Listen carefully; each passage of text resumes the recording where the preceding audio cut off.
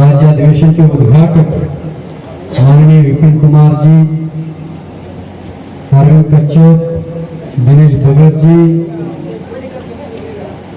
बहुजन मुक्ति पार्टी के प्रदेश अध्यक्ष रूपनारायण एक्का जी, भारत मुक्ति मोर्चा के सुनील खालको जी और तमाम मंच पर नेतागण और सामने बैठे मेरे भाई और बहनों,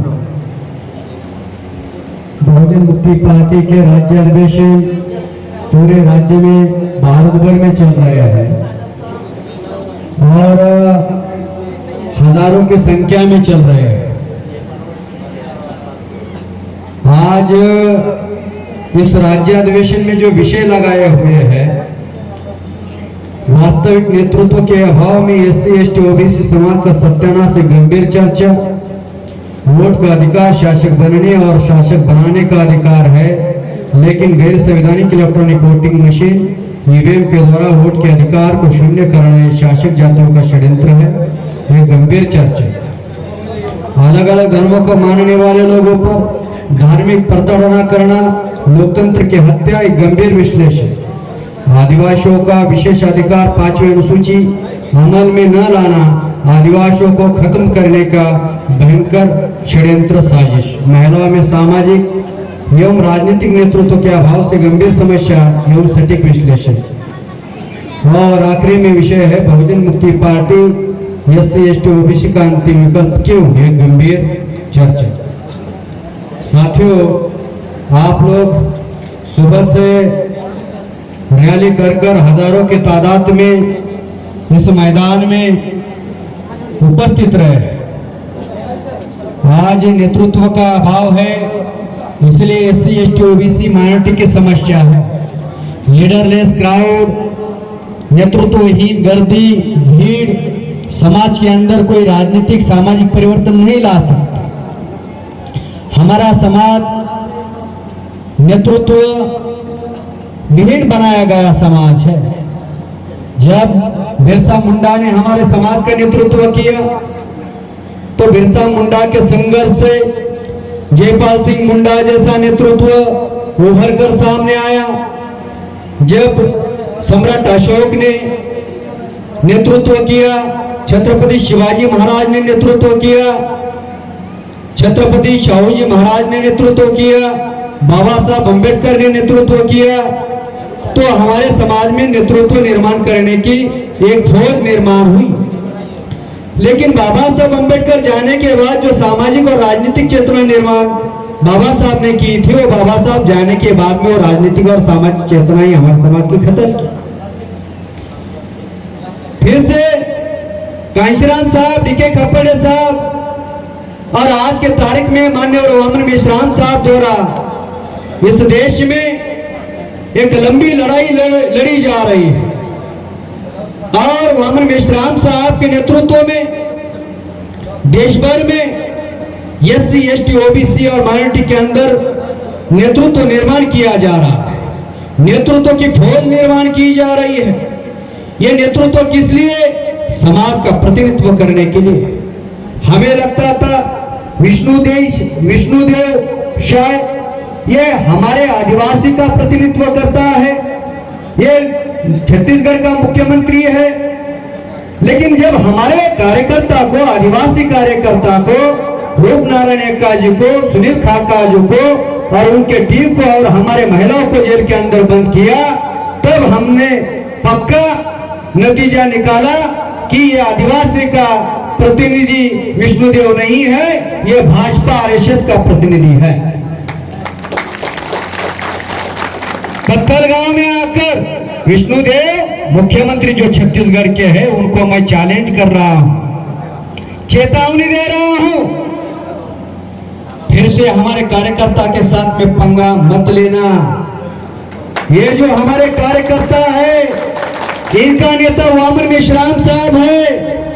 अरे भाई, तुम एक राज्य के मुख्यमंत्री हो, 32 राज्यों में वामन मेश्राम साहब का संगठन काम कर रहा है। बोल 625 जिलों में काम कर रहा है। नरेंद्र मोदी के कहने पर, अडानी के कहने पर आदिवासियों के जल जंगल जमीन पर अडानी को घुसने दे रहे हो। ग्राम सभा की अनुमति ना लेकर घुसने दे रहे हो, तो तुम कैसे प्रतिनिधित्व, तुम कैसा नेतृत्व? तुम दलाल और भड़वे हो, खस्सी के बैल हो। तुम आदिवासी का लीडर नहीं हो, तुम बीजेपी का प्रतिनिधित्व कर रहे हो, तुम आरएसएस का प्रतिनिधित्व कर रहे हो। एक तरफ आरएसएस, एक तरफ बीजेपी, दूसरी तरफ कांग्रेस, ये आदिवासियों का नरसंहार कर रहा है। और इस देश में साथियों, जयपाल सिंह मुंडा जी ने आदिवासियों का नेतृत्व किया और संविधान सभा में बाबा साहब अंबेडकर को सपोर्ट किया। जयपाल मुंडा जी को पता था ये ब्राह्मण बदमाश लोग हैं, ये शेड्यूल ट्राइब का ट्रांसलेट अलग कर सकते हैं, इसलिए बाबा साहब अंबेडकर को कहा कि शेड्यूल ट्राइब का ट्रांसलेट आदिवासी यानी अनुसूचित जनजाति होना चाहिए। संविधान सभा में बाबा साहब अंबेडकर ने, जब बाबा साहब अंबेडकर ड्राफ्टिंग कमेटी के चेयरमैन थे, आदिवासियों को 5वीं और 6ठी अनुसूची के अंतर्गत उनके जल जंगल जमीन का संरक्षण दिया। संविधान के अंदर एक विशेष संविधान के अंदर एक विशेष संवैधानिक अधिकार बाबा साहब अंबेडकर ने दिया। स्वायत्त गवर्नमेंट, स्वायत्त सरकार, आदिवासियों की हेल्थ मिनिस्ट्री होनी चाहिए, फाइनेंस मिनिस्ट्री होनी चाहिए, एजुकेशन मिनिस्ट्री होनी चाहिए, फार्मर मिनिस्ट्री होनी चाहिए। संविधान के अंदर विशेष अधिकार बाबा साहब अंबेडकर ने दिए। दूसरा अधिकार दिया मालिकाना हक का अधिकार।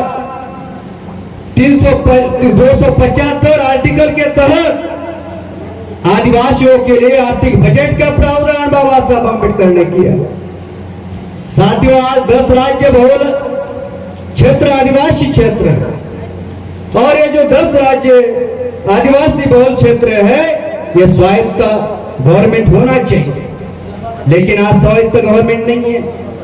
आपका छत्तीसगढ़ है, झारखंड है, ओडिशा है, तेलंगाना है, गुजरात है, मध्य प्रदेश है, राजस्थान है, बंगाल है। ऐसे 10 राज्य जो है आदिवासी बहुल एरिया है। गुजरात के बॉर्डर से लेकर पश्चिम बंगाल के परगना तक आदिवासी बहुल एरिया है। 70% आदिवासी इस एरिया में बटे हुए हैं। इस एरिया में 70% आदिवासी बैठे हैं। उनके जल जंगल जमीन का संरक्षण वो कर रहे हैं और 70% खनिज संपदा, देश की 70% खनिज संपदा ये आदिवासी बहुल एरिया में है। अडानी इतना इंटरेस्ट क्यों ले रहा है हमारे एरिया में? फकीर नरेंद्र मोदी ने खुद को फकीर माना और एक फकीर अपने दोस्त गौतम अडानी को छत्तीसगढ़ में जमीन का बंटवारा कर रहा है, आदिवासियों के जमीन पर कब्जा कर रहा है।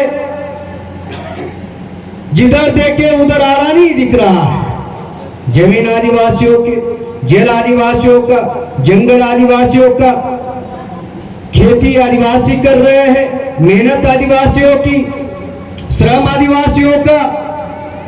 लेकिन जब उसके फसल का भाव निर्धारित करना है मार्केट में, तो उसके फसल का भाव निर्धारित करने का अधिकार आदिवासियों को नहीं, किसानों को नहीं है।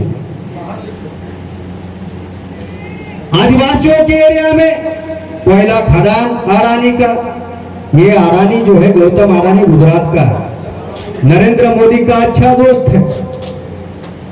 हमें तो केवल रंगा बिरला ही पता था, रंगा बिरला ही पता था। अडानी को इतना मदद क्यों कर रहा है? महाराष्ट्र के चुनाव में, विधानसभा के चुनाव में 3,500 रुपए चुनाव में खर्चा करने के लिए गुजरात से आए थे। साथियों, 2014 तक अडानी का दुनिया के अमीरों की लिस्ट में 690 नंबर पर था अमीरों के लिस्ट। 2025 आते आते अडानी दुनिया के अमीरों के लिस्ट में दूसरे नंबर पर आया। किसके कारण आ रहा है? आदिवासियों के जंगल जमीन में घुस गया है। सरगुजा की जमीन पर कोयला खदान चल रहा है। हंसदेव अरण्य में कोयला खदान चल रहा है। रायगढ़ में प्रोजेक्ट चल रहा है, बिजली प्रोजेक्ट चल रहा है। ये चलाने के लिए आदिवासियों के जंगल जमीन में घुसने के लिए ग्राम सभा का अनुमति लिया। जब मुख्यमंत्री विष्णुदेव ने पूरा लम्हा जवा कलेक्टर के साथ में आदिवासी एरिया में घुसा दिया, ग्राम सभा की अनुमति ना लेते हुए जमीन मापने का काम शुरू किया। हमारे रूप नारायण एक्का जो युवा नेता है, आदिवासियों का सच्चा प्रतिनिधि है, बहुजन मुक्ति पार्टी का छत्तीसगढ़ का प्रदेश अध्यक्ष है। कलेक्टर की बोलती बंद की और हमारे कार्यकर्ता के ऊपर झूठे केस दर्ज किए और 38 दिन जेल में बंद किया। वामन मेश्राम साहब ने लगातार इसका फॉलोअप लिया। हमारे मदर ऑर्गेनाइजेशन के लोगों ने इसका फॉलोअप लिया, वकीलों की टीम लगाई और उनके मुंह पर तमाचा मारा। 38 दिन के बाद में हमारे योद्धा, संघर्ष योद्धा जेल के बाहर आए हैं। 68 दिन के बाद में हमारे शूर योद्धा जेल के बाहर आए हैं। आज बीजेपी की सरकार छत्तीसगढ़ में चल रही है, कल बहुजन मुक्ति पार्टी की सरकार बनेगी तो विष्णुदेव क्या होगा? विष्णुदेव मुख्यमंत्री जी क्या होगा आपका? आज 3 शक्तियां राष्ट्रीय स्तर पर है। एक कांग्रेस है, वो सेंट्रल में है, सेंट्रल गवर्नमेंट चला रही। दूसरी भाजपा है, भाजपा जो है वो सेंट्रल गवर्नमेंट चला रही है, एनडीए गठबंधन बनाकर। इंडिया गठबंधन में कांग्रेस है जो आज ऑपोजिशन में है, वो भी सेंट्रल में बीजेपी है, सदन में है। ऑपोजिशन में कांग्रेस है, वो भी सेंट्रल में है। और तीसरे नंबर पर बहुजन मुक्ति पार्टी भी सेंट्रल में है। 25 राज्यों में बहुजन मुक्ति पार्टी का पार्टी संगठन काम कर रहा है। आज बहुजन मुक्ति पार्टी सदन में ना रूलिंग में है ना अपोजिशन में है, लेकिन सड़क पर अपोजिशन की भूमिका निभा रही है। बोल बच्चासी। आज हमारी जो आइडियोलॉजी है, ये आइडियोलॉजी बहुजन समाज के अंदर बहुमत में काम कर रही है। और ये जो आइडियोलॉजी बहुमत में काम कर रही है, कल पार्लियामेंट के अंदर बहुमत में काम में आएगी, विधानसभा के अंदर बहुमत में आएगी, सेंट्रल गवर्नमेंट में हम आ सकते हैं। साथियों, आज बहुजन मुक्ति पार्टी राष्ट्रीय स्तर पर है, लेकिन शासन करती जमात बनने के लिए इलेक्ट्रॉनिक वोटिंग मशीन अवरोध है। 326 आर्टिकल के तहत बाबा साहब अंबेडकर ने जो वोटिंग का राइट दिया है, वो वोटिंग का राइट आज झूरो हो रहा है। आप विधानसभा से, आपके बूथ से, आपके लोकसभा से अगर आपका वोट झूरो होता है तो हमारे वोट झूरो है, हमारी वैल्यू झूरो है। क्योंकि बाबा साहब अंबेडकर ने संविधान में लिखा, one man one vote, one vote one value. आज वोट झूरो किया जा रहा है। और कांग्रेस जो है एसआईआर के नाम पर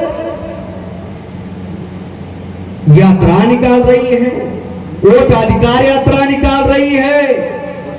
लेकिन इलेक्ट्रॉनिक वोटिंग मशीन के विरोध में यात्रा नहीं निकाल रही है। इस देश में इलेक्ट्रॉनिक वोटिंग मशीन के विरोध में जम्मू कश्मीर से लेकर कन्याकुमारी तक किसी ने यात्रा निकाली हो तो वामन मेश्राम साहब ने निकाली है। साथियों, आज इलेक्ट्रॉनिक वोटिंग मशीन हमारे लिए अवरोध है,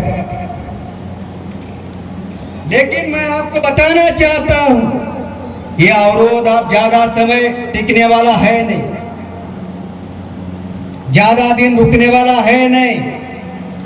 आंदोलन का फोर्स बढ़ता जा रहा है और आंदोलन के नतीजे भी आ रहे हैं। हम जो मुद्दा उठा रहे हैं, मेश्राम साहब जो मुद्दा उठा रहे हैं, उसकी चर्चा पार्लियामेंट में हो रही है।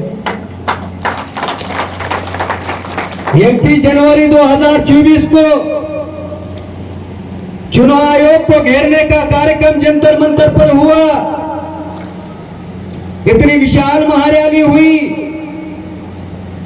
उसकी चर्चा सामने आई। पार्लियामेंट में इलेक्ट्रॉनिक वोटिंग मशीन के विरोध में आगाज हुआ।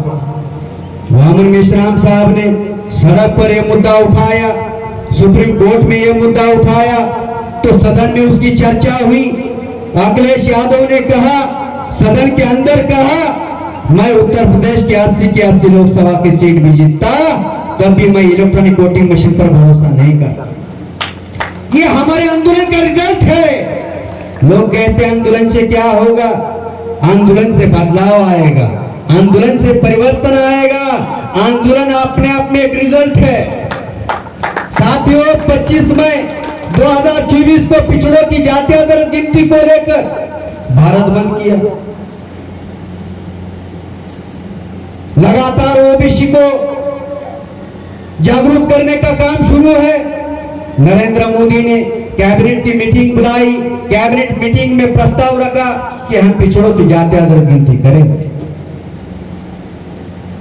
पिछड़ों की जातीय दर गिनती करेंगे। क्या नरेंद्र मोदी पिछड़ों की जातीय दर गिनती करेंगे? अरे 340 पिछड़ों के बच्चे हाई रैंक से आईएएस क्वालिफाइड हुए थे, मसूरी में ट्रेनिंग ले रहे थे।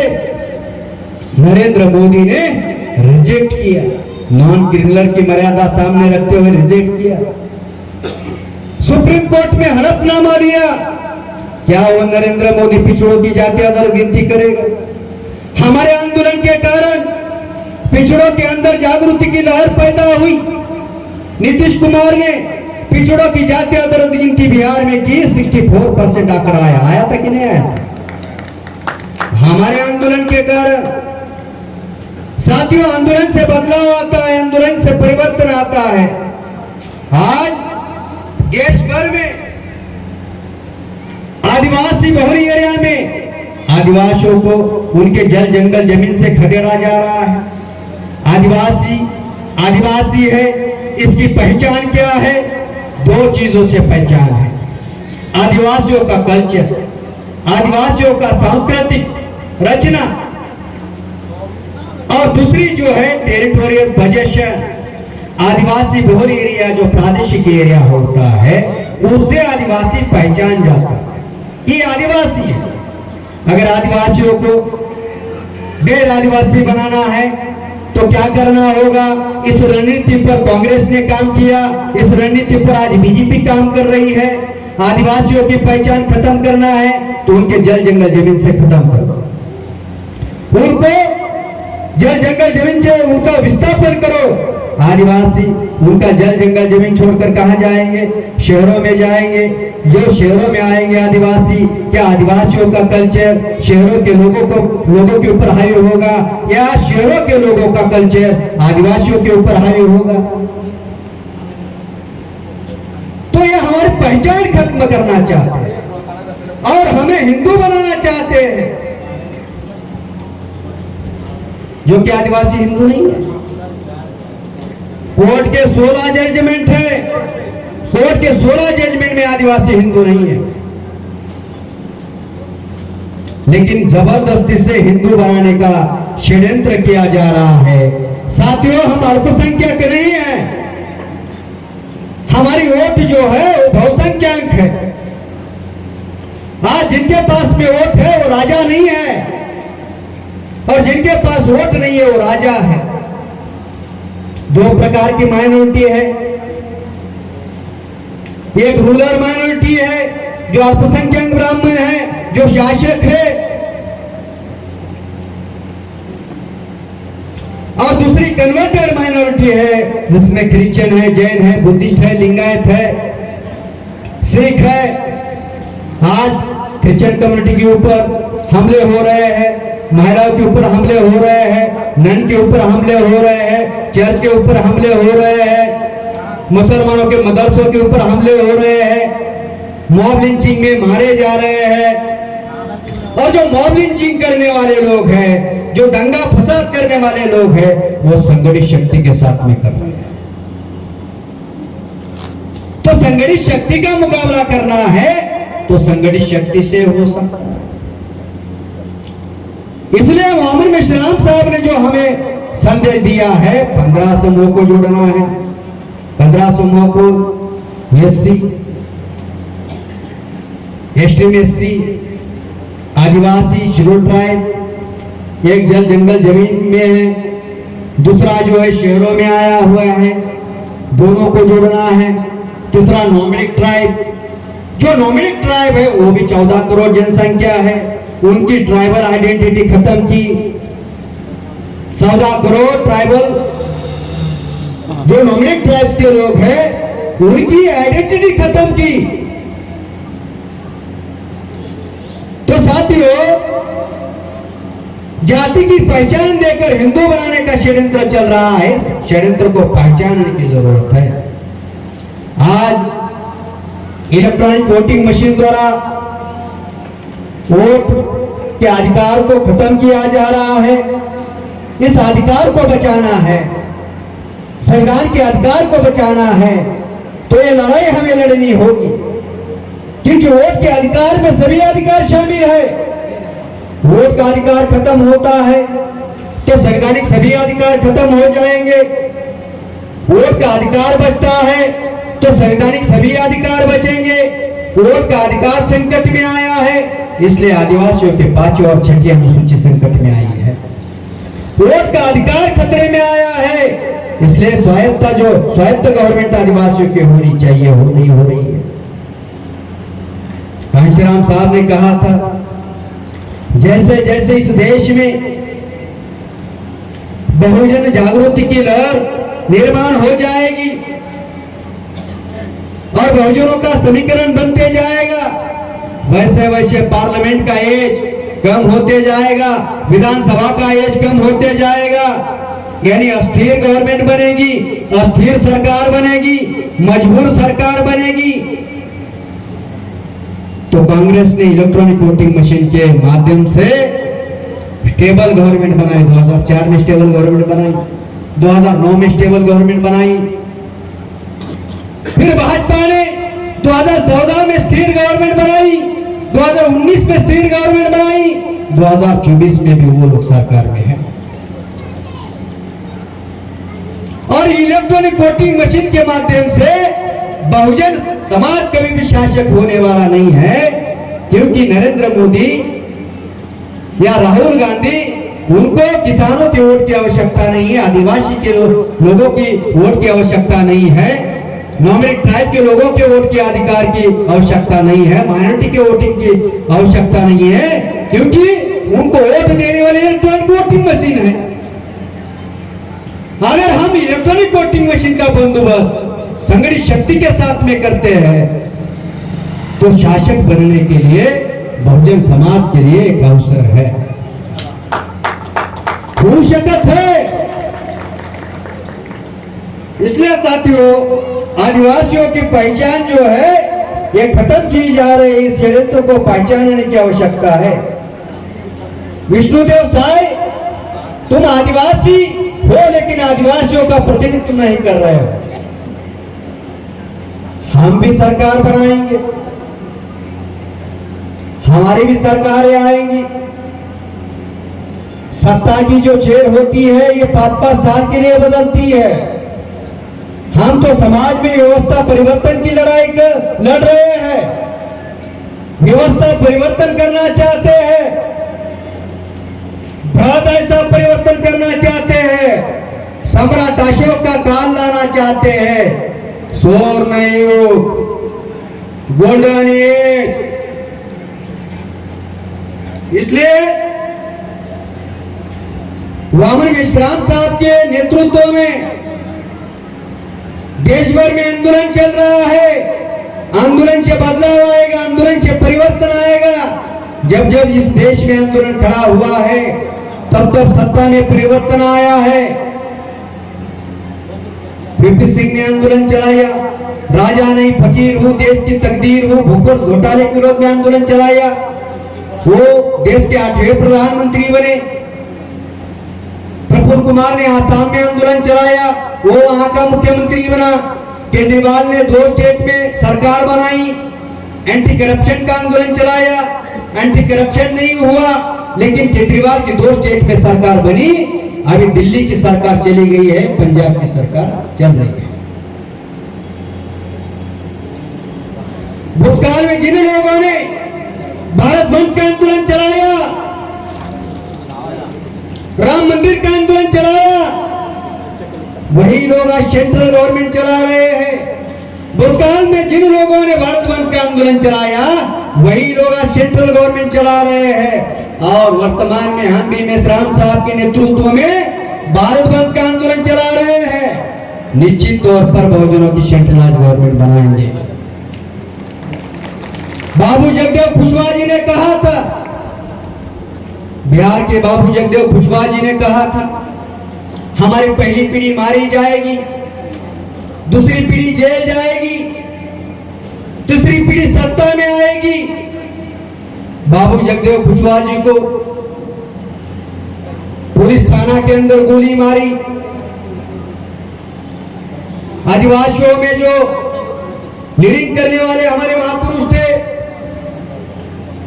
उनको भी मारा गया है।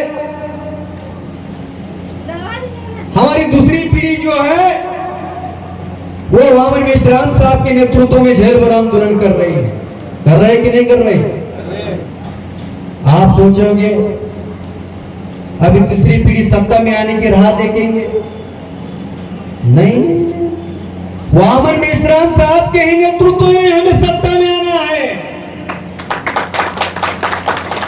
तीसरी पीढ़ी को तो बोनस पे सत्ता मिलनी चाहिए। मिलनी चाहिए कि नहीं मिलनी चाहिए? तो इसके लिए क्या करना होगा? आंदोलन की तैयारी करना होगा। अभी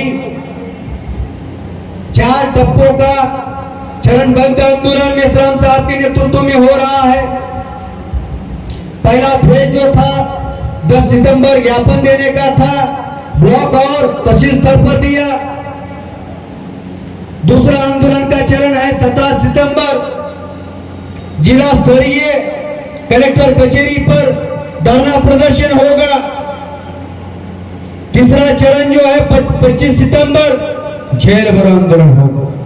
25 सितंबर को जेल भर आंदोलन कर रहे हैं। जेल में जाने के लिए डरना नहीं है, हमारे पास में मजबूत लीडर है, वामन मेश्राम साहब है। अरे नरेंद्र मोदी डर रहा है मेश्राम साहब को, मोहन भागवत डर रहा है मेश्राम साहब को। मेश्राम साहब को रोहतक में रोका, मेश्राम साहब को कानपुर में रोका, मेश्राम साहब की सभा होने नहीं दी। मेश्राम साहब ने कहा ये मुझे रोकने के लिए प्रयास नहीं कर रहे हैं, ये 19 आर्टिकल को रोकना चाहते हैं। जो संविधान ने हमें बोलने का अधिकार दिया है, संगठन चलाने का अधिकार दिया है, उसका संचालन करने का अधिकार दिया है, मोर्चा निकालने का अधिकार दिया है, ये ब्राह्मण लोग इसको रोकना चाहते हैं, आरएसएस के लोग इसको रोकना चाहते हैं। तो मेश्राम साहब ने आरएसएस के हेडक्वार्टर पर मोर्चा निकाला, 4.5 लाख लोगों का मोर्चा निकाला। और नागपुर के इतिहास में पहली बार ऐसी घटना हुई कि फडणवीस सरकार को 8,000 पुलिस फोर्स लगाना पड़ा। नेपाल में रिवॉल्यूशन हुआ है, जैन वाला जो नेता है उसने बयान भी दिया, मेश्राम साहब के मैं भाषण सुनता हूं। जागृति के कारण परिवर्तन आने वाला है, इसलिए साथियों आंदोलन खड़ा हुआ है। इस आंदोलन में डटे रहना है। 25 सितंबर को जेल भरो आंदोलन है, 15 अक्टूबर को जन आक्रोश रैली होगी कलेक्टर कचहरी पर। छात्रों का भी आंदोलन की तैयारी चल रही है 6 अक्टूबर दिल्ली के जंतर मंतर पर। इस आंदोलन की तैयारी के साथ साथ बहुजन मुक्ति पार्टी का तीसरा राष्ट्रीय अधिवेशन महाराष्ट्र के मुंबई में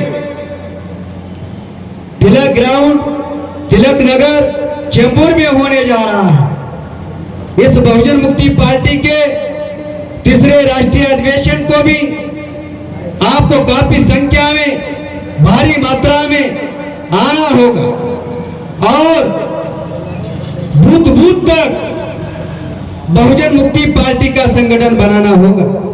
साथियों, जिसका बूथ होता है उसका एमपी होता है, जिसका बूथ होता है उसका एमएलए होता है, जिसका बूथ होता है उसका पार्षद होता है। तो मैं आप सभी लोगों को अपील करता हूं, आप लोग बूथ बूथ तक जाओगे और बहुजन मुक्ति पार्टी को मजबूत करने का काम करोगे और भाजपा को चित करने का काम करोगे, उसको पराजित करने का काम करोगे। Power will come, destroy the power. एक पावर को खत्म करने से दूसरी पावर आएगी, यानी एक सत्ता को बर्खास्त करते हैं तो सत्ता में हम आएंगे। ये शक्ति है बहुजन मुक्ति पार्टी के कार्यकर्ता पदाधिकारियों ने। मेरी बात आप लोगों ने सुनी, इसके लिए आभार, धन्यवाद।